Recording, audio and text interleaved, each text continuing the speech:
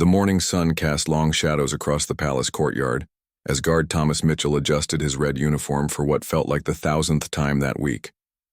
He had been standing at his post for nearly 3 hours, his face a mask of professional stoicism that had taken years to perfect. The tourists were already gathering, cameras ready, hoping to catch a glimpse of the famous guards who never moved, never spoke, never showed emotion. Thomas had joined the Queen's Guard 5 years ago, drawn by the honor and tradition of the role. His father had been a guard before him, and his grandfather too. It was more than a job. It was a legacy, a sacred duty that required absolute discipline. He had trained for months to achieve the perfect stillness, to become like a living statue that could withstand any distraction. But today felt different. Among the usual crowd of excited tourists and curious onlookers, Thomas noticed a small figure pressed against the palace gates. A young boy, perhaps 8 years old, stood alone with tears streaming down his face. His clothes were rumpled, his sneakers worn, and he clutched a crumpled piece of paper in his small fist.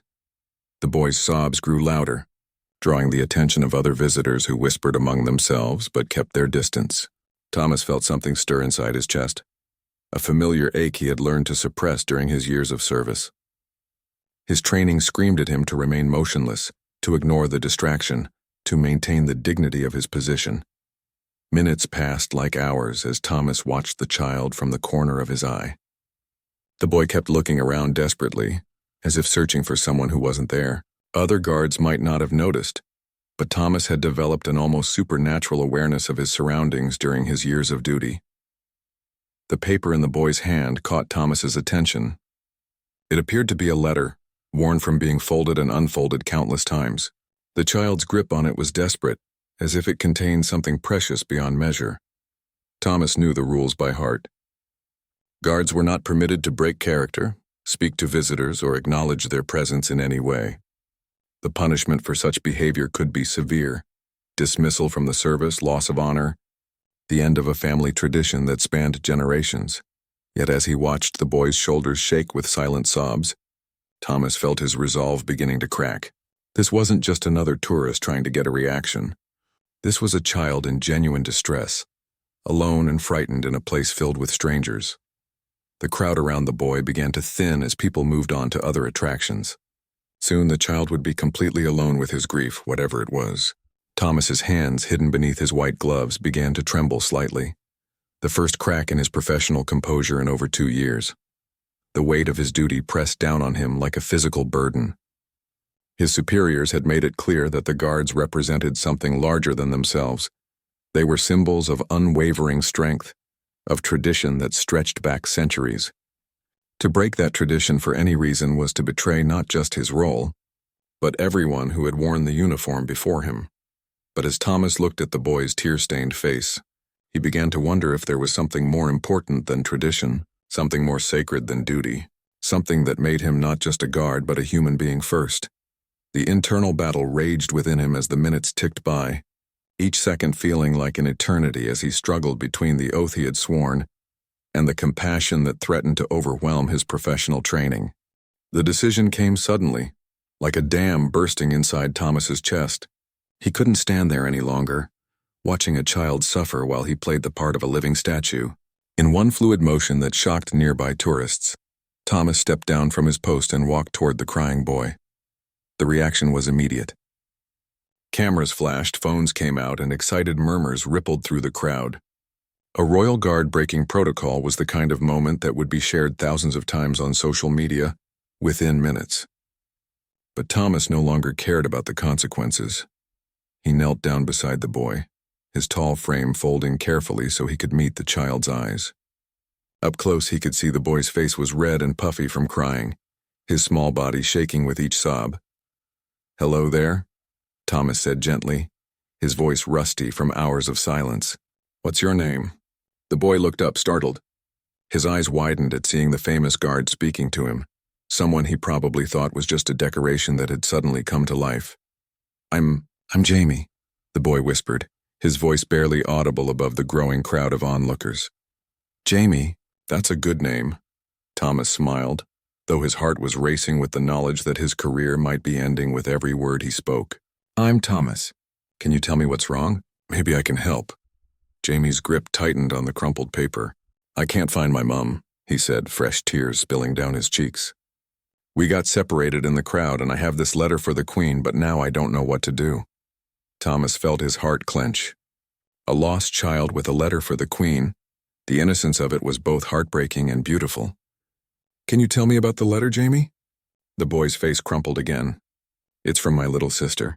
She's really sick in the hospital, and she wanted me to give this to the Queen because she thinks the Queen can help make her better. Mum brought me here today because the doctor said Sarah might not have much time left. The words hit Thomas like physical blows. This wasn't just a tourist seeking attention or a child throwing a tantrum. This was a family facing the worst kind of tragedy, clinging to the desperate hope that somehow, someway, royal intervention might save their daughter. Around them, the crowd had grown larger. Some people were recording videos. Others were whispering about the guard who had abandoned his post. Thomas could feel their eyes on him, judging, questioning, documenting what might be seen as a failure of duty. But looking at Jamie's tear-streaked face, at the precious letter clutched in his small hands, Thomas knew he had made the right choice. Sometimes being human mattered more than following rules. Your sister must be very brave, Thomas said softly. And you're brave too, Jamie, for wanting to help her. Tell me, what does your mum look like? We'll find her together and then we'll see what we can do about getting that letter where it needs to go. For the first time since Thomas had noticed him, Jamie's face showed a glimmer of hope. Really, you'll help me find her? I promise, Thomas said. And in that moment he meant it more than any oath he had ever sworn. Behind them, Thomas could hear the sharp footsteps of his superior officer approaching. He knew there would be consequences, questions, possibly the end of his career, but as he stood up and took Jamie's small hand in his gloved one, preparing to help him search for his mother, Thomas realized he had never felt more like a true guardian than he did right now. The sharp voice of Sergeant Major Williams cut through the crowd like a blade. Guard Mitchell! Return to your post immediately. Thomas felt Jamie's small hand tighten in his as the boy looked up with frightened eyes. The crowd fell silent, sensing drama unfolding before them. Cameras were raised higher, everyone wanting to capture what would happen next. Thomas turned to face his superior, still holding Jamie's hand. Sergeant Major Williams was a man carved from stone, with 30 years of service and a reputation for accepting no excuses. His face was red with anger, his eyes blazing with the fury of a man whose carefully ordered world had just been disrupted. Sir, Thomas began, his voice steady despite his racing heart. This child is lost and needs assistance. That is not your concern, Guard Mitchell, Williams barked. We have proper procedures for such situations. Security personnel handle lost children, not Queen's guards. You have abandoned your post and violated your oath. The words stung because they were true. Thomas had broken every rule he had sworn to uphold. But as he looked down at Jamie, who was shrinking back against his leg in fear of the angry sergeant, Thomas felt his resolve strengthen. With respect, sir, sometimes our oath to serve and protect means more than standing still, Thomas replied. The crowd held its breath. Several tourists were openly recording now, capturing what felt like a historic moment. Williams's face grew even redder, his jaw clenching so tightly that Thomas could see the muscles working beneath his skin. You are relieved of duty, Mitchell. Report to headquarters immediately for disciplinary action. Before Thomas could respond, a commotion arose from behind the crowd. A woman's voice, desperate and panicked, called out, Jamie! Jamie, where are you? The boy's head snapped up. Mummy! He cried, pulling free from Thomas's hand and running toward the voice. The crowd parted as a woman in her 30s pushed through, her face streaked with tears, her clothes disheveled from searching. She swept Jamie into her arms, holding him so tightly it seemed she would never let him go. Oh, thank God, she sobbed. I've been looking everywhere. I turned around for 1 second and you were gone. Thomas approached them quietly, his heart heavy with the knowledge that his career was likely over, but lifted by the joy of this reunion. The woman looked up at him, her eyes filled with gratitude. Were you the one who helped him? She asked. Yes, ma'am, Thomas replied simply. She stood, still holding Jamie close. Thank you. I don't know how to repay you. When I realized he was missing, her voice broke. Jamie looked up at his mother, then back at Thomas. Mummy, this is Thomas. He's going to help us get Sarah's letter to the Queen. The woman's expression changed, confusion mixing with hope. The letter? Thomas felt William's eyes burning into him, but he spoke anyway. "Your son told me about his sister, about her illness. He has a letter he'd like to deliver." Fresh tears sprang to the woman's eyes. "Sarah made me promise. She's only 6 and she truly believes that if the Queen reads her letter, somehow everything will be okay." The crowd had gone completely quiet now, drawn into this real-life drama unfolding before them.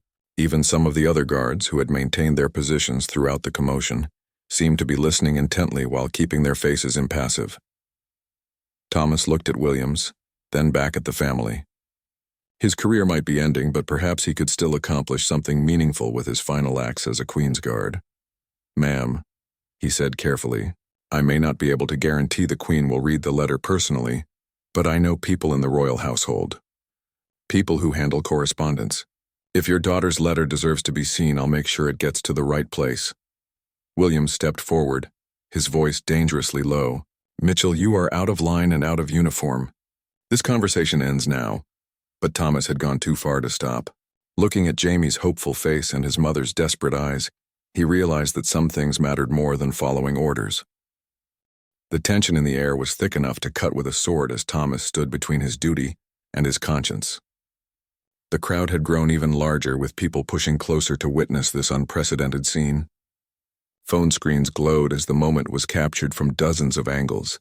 Jamie's mother, whose name Thomas learned was Helen, carefully extracted the crumpled letter from her son's protective grip.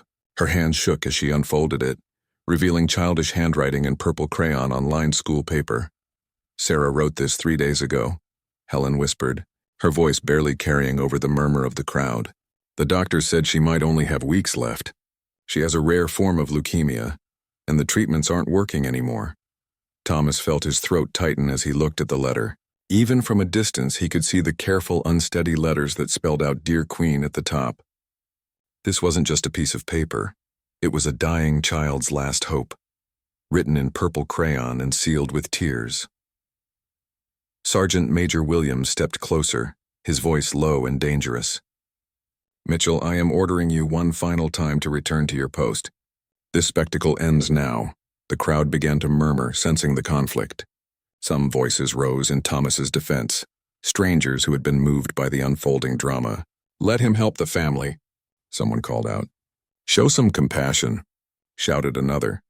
Thomas felt the weight of hundreds of eyes upon him. His fellow guards remained at their posts, but he could sense their attention, their silent judgment or support. He couldn't tell which. Everything he had worked for, everything his family had built through generations of service, hung in the balance.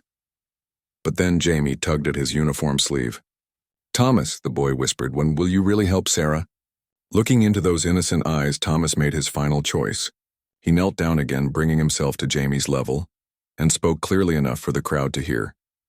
"Jamie, I want you to know that your sister is very lucky to have a brother like you. And this letter," he gestured to the paper in Helen's hands, "is one of the most important things I've ever seen." He stood and faced Sergeant Major Williams directly. "Sir, I understand the consequences of my actions. I accept whatever punishment awaits me, but I will not abandon this family in their time of need." Williams' face had gone from red to purple. "You are no longer fit to wear that uniform, Mitchell. Security will escort you from the premises." As if summoned by his words, 2 security officers appeared at the edge of the crowd. But before they could move closer, something unexpected happened. Guard Harrison, who had been standing silently at the adjacent post for the entire confrontation, suddenly stepped down from his position. The crowd gasped as a second guard broke protocol. Harrison, a veteran with 15 years of service, walked calmly to Thomas's side. "If Guard Mitchell is being relieved for showing compassion," Harrison said in his deep, steady voice, "then I stand with him." Williams looked as though he might have a stroke.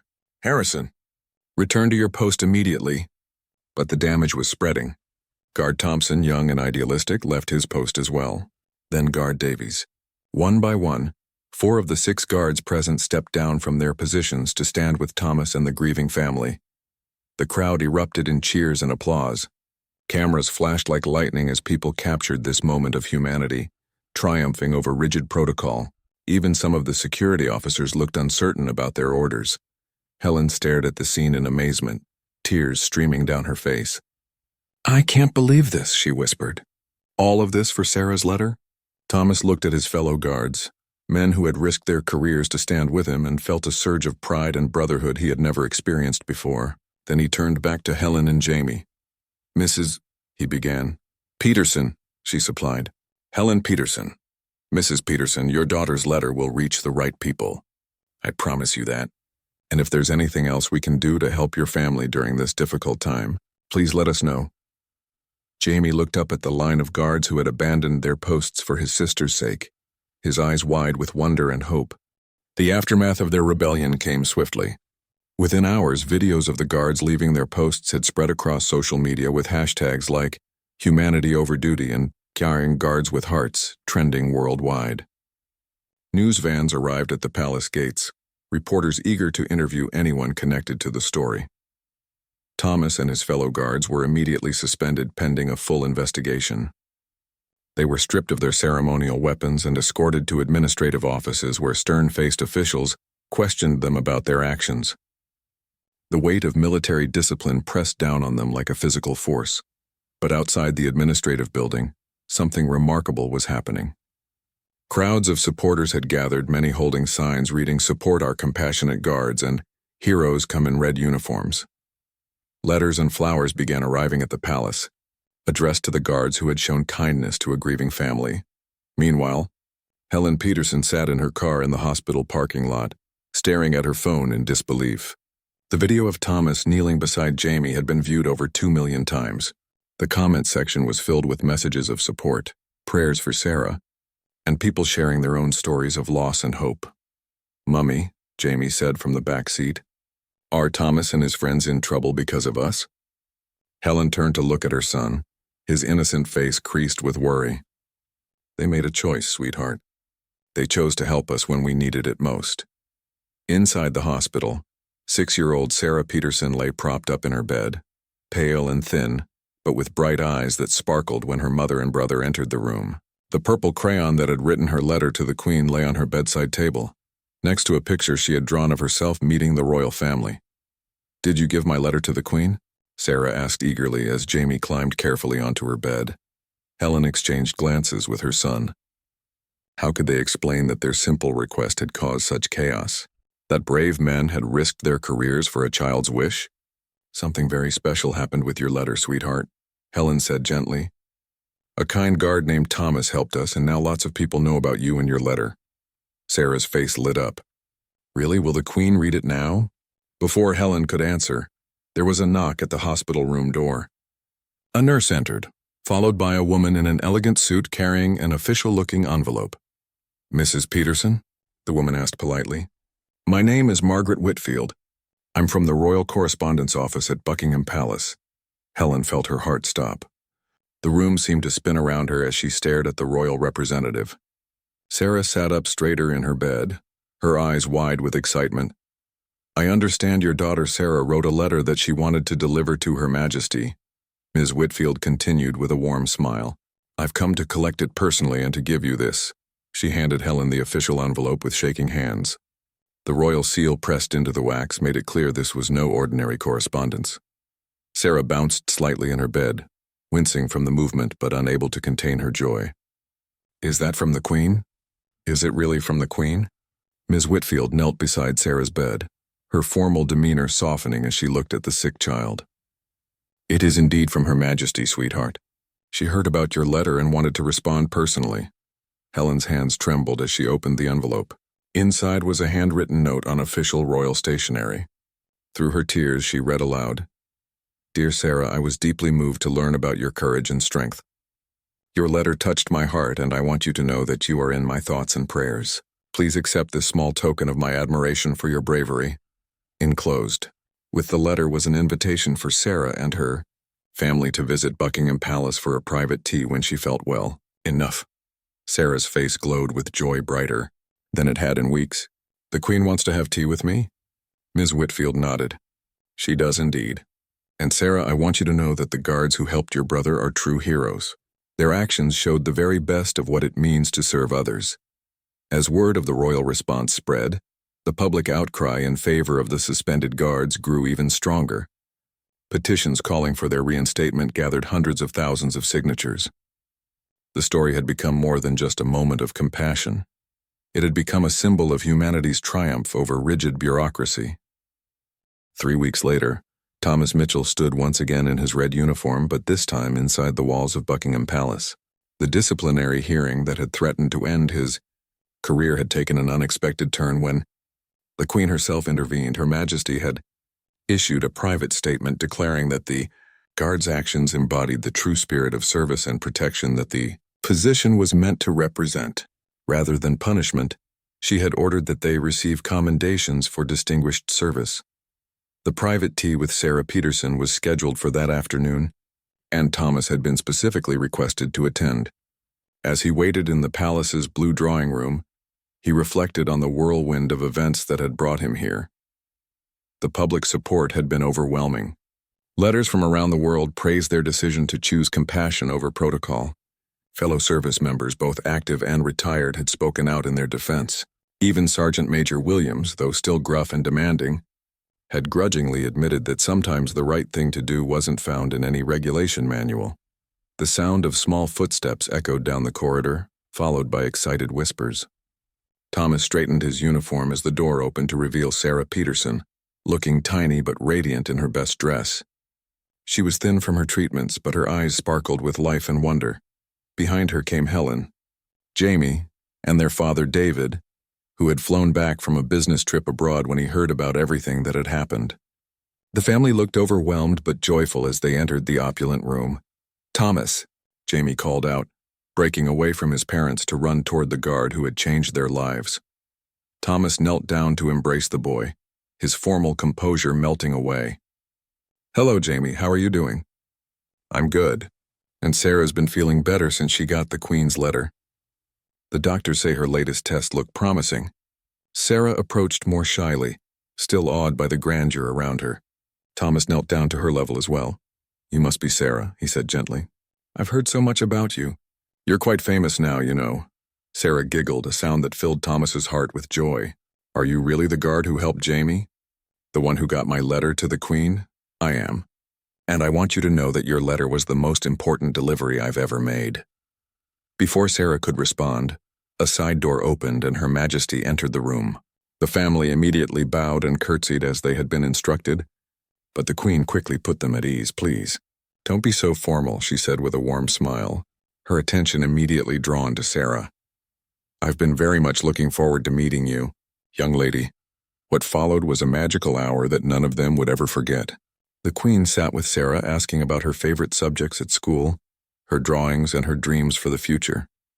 She admired the original letter, written in purple crayon, and asked Sarah to read it aloud. As Sarah's clear voice filled the room, reading her simple words about wanting to get better and help other sick children, there wasn't a dry eye in the room. Even the Queen dabbed at her eyes with a handkerchief. During tea, the Queen made a surprising announcement. She was establishing a new children's ward at the hospital where Sarah was being treated, to be funded by a combination of royal charitable funds and the donations that had poured in from people inspired by Sarah's story. "Sometimes," the Queen said, looking directly at Thomas, "we need brave people to remind us that rules exist to serve humanity, not the other way around. Your actions that day, Guard Mitchell and those of your colleagues, represent the finest traditions of service to others." As the afternoon wound down, Sarah gave the Queen a new drawing she had made, a picture of the guards standing together while helping a little boy find his mother.